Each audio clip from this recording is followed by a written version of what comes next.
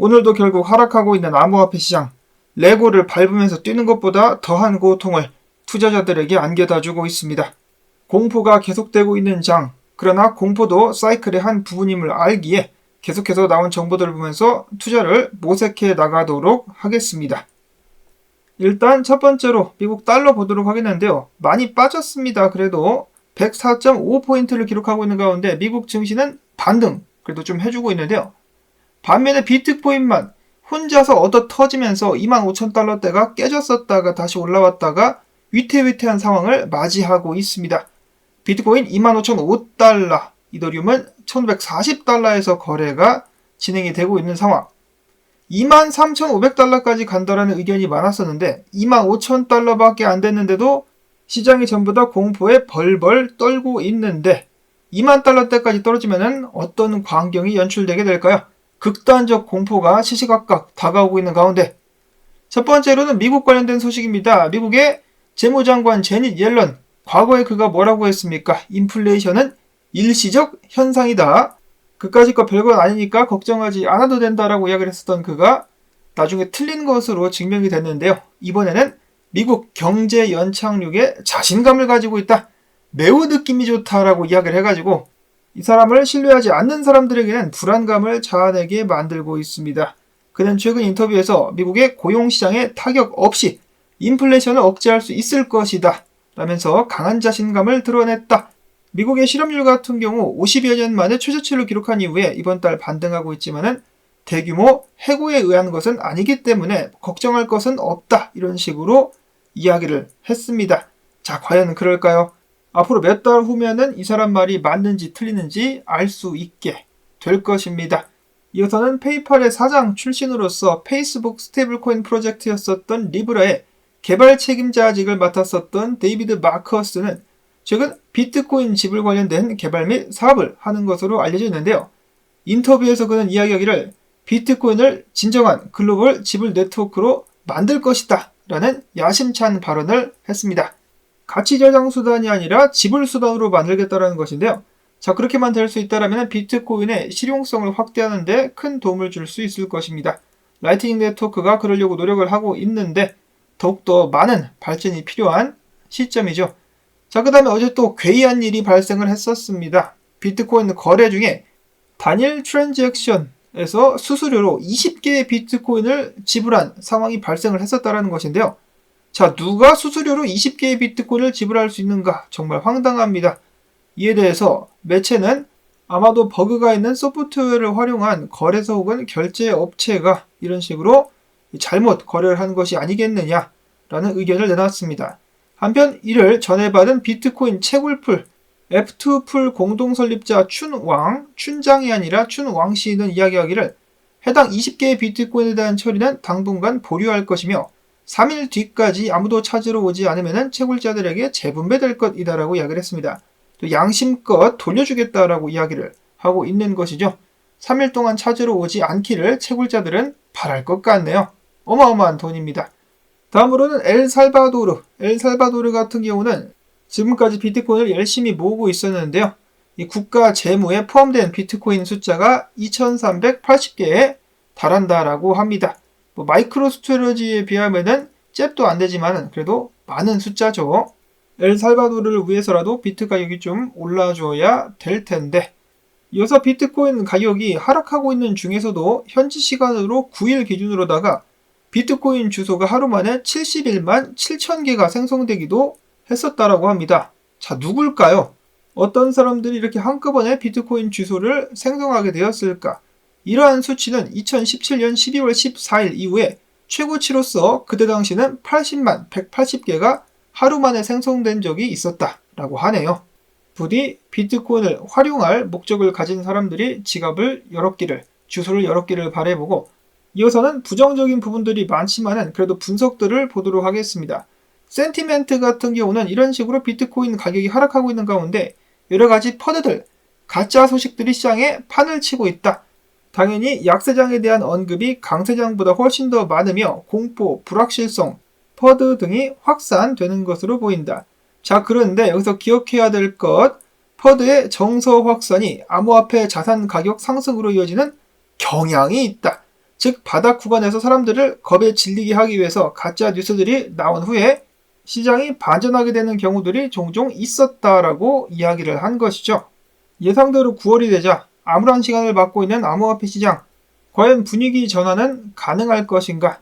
유명 분석가 중에 제이슨 피지노라는 사람 같은 경우는 CCI 보조지표를 봤을 때 비트코인을 포함한 위험자산들은 이미 바닥을 쳤으며 향후 3개월에서 6개월 내에 상승하게 될 것이다 라고 이야기를 했습니다. 하지만 그 전에 비트코인이 23,000달러 수준까지 조정을 받게 된다면 저점 매수 기회가 될 수 있을 것이다 라고 이야기를 한 것입니다. 23,000달러 수준까지 떨어질 정도면 알트코인들은 완전 녹을 것 같은데 하락은 무섭습니다만은 싼 가격에 살 수 있다는 장점 또한 있지는 말해야 될 것 같습니다.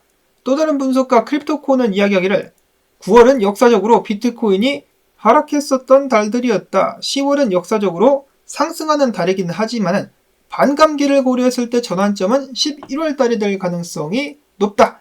구체적으로 11월 20일 정도 해가지고 상승이 시작되지 않겠느냐라는 의견을 공유를 했습니다.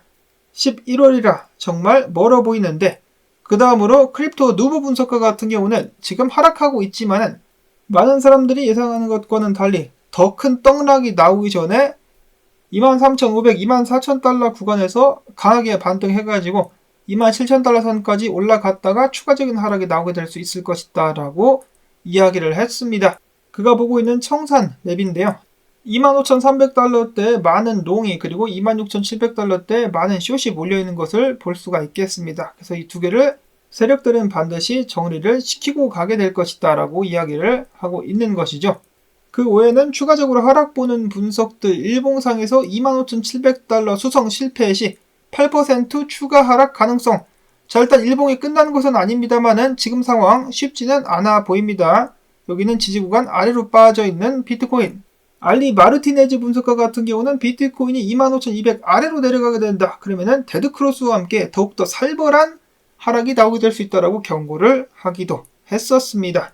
그리고 인컴샤크 분석가 같은 경우도 몇 달째 같은 분석을 공유하고 있는데요. 결국 이런 식으로다가 앞에서 크립토 누보 분석가가 이야기를 한 것처럼 반등이 나올 수 있겠지만 27,000달러 선까지 반등 나올 수 있겠지만 하락하게 되면서 21,000에서 24,000달러까지 떨어지게 된다. 그러면 이 정도까지 떨어지면 많은 사람들이 겁에 질려가지고 시장을 포기하게 되지 않겠느냐. 이 자리에서 매집을 들어가면 좋을 것이다 라고 이야기를 했었고, 자, 그 다음으로 주봉 중심의 렉트캐피탈 분석가, 결국 주봉이 26,000달러 아래에서 마감이 되고 말았다라고 하면서 더블탑 패턴이 나올 가능성이 높아지고 있다라고 이야기를 했습니다. 이 상황에서 26,000달러까지 다시 올라갔을 때 26,000달러가 저항이 되어 있을 가능성이 높다라고 이야기를 하는 것인데요. 만약에 한 주 더 나오게 된다라면은 한 주 더 비트코인 주봉이 26,000달러 아래에서 마감되게 된다라면은 추가적인 하락 나오게 될 수 있다라고 경고를 하고 있습니다. 자, 그 외 모바일 차트 가지라는 분석가 같은 경우는 전체 암호화폐 시총을 보면서 이런 식으로다가 삼각수렴을 상방으로 깨고 나온 것처럼 보였었지만 결국 안으로 쏙 들어가는 그림이다 라는 이야기가 나왔었고, 블런치 분석가 같은 경우도 전에 했었던 이야기를 다시 한번 반복합니다. 해당 분석은 추가 분석을 통해서 제가 전해드린 적이 있었는데요. 반등할 수 있겠지만은 하락이 완전히 마무리가 되기 전까지 전체 암호화폐 시총이 6%에서 10% 정도 더 빠질 수가 있겠다라는 것입니다. 그러면은 암호화폐 시장 전체적으로 그만큼의 하락이 더 나오게 될 수 있다라는 것이겠죠. 자, 이런 상황에서 알트코인 셜파 분석가만이 이렇게 이야기를 하고 있는데, 자, 23,000달러 이야기하고 있는데 아직 25,000달러 완전히 박살난 것 아니야. 지금 지지구간 깨지지 않았다라고 주장을 하고 있습니다. 깨지게 된다면 추가적인 하락이 나오겠지만은 아직 깨질 때까지 깨진 것이 아니다. 자, 25,000달러가 과연 버텨줄 수 있을 것인가? 조마조마한 순간입니다.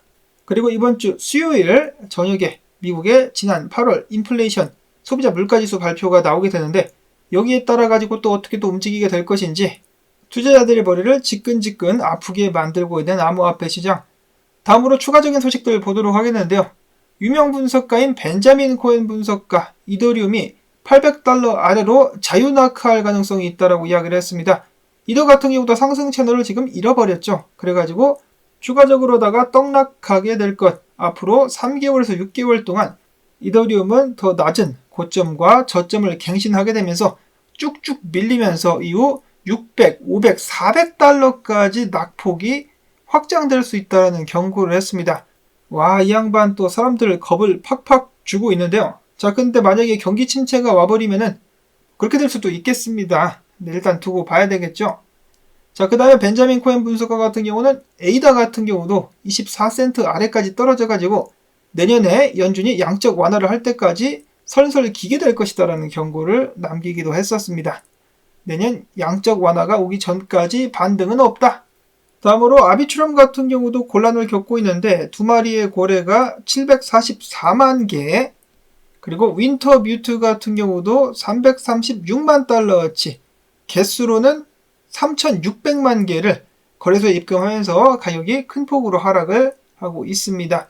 그러나 이런 상황 속에서 한 가지 희소식이 있다라면 최근 며칠 동안에 저도 소식을 전해드렸었던 FTX가 법원으로부터 승인을 받은 후에 들고 있었던 암호화폐를 시장에 던질 것이다라는 그 문제에 대해서 업계에 정통한 암호화폐 분석가 마리파리 같은 경우는 이야기하기를 FTX가 보유하고 있는 암호화폐들을 던진다 할지라도 갤럭시 디지털이 이를 담당하고 있는데 거래소에, 그러니까 시장에 던지는 것이 아니라 장외 거래를 통해 가지고 거래가 이루어질 것이기 때문에 시장에 직접적인 영향은 없을 것이다 라고 이야기를 한 것입니다.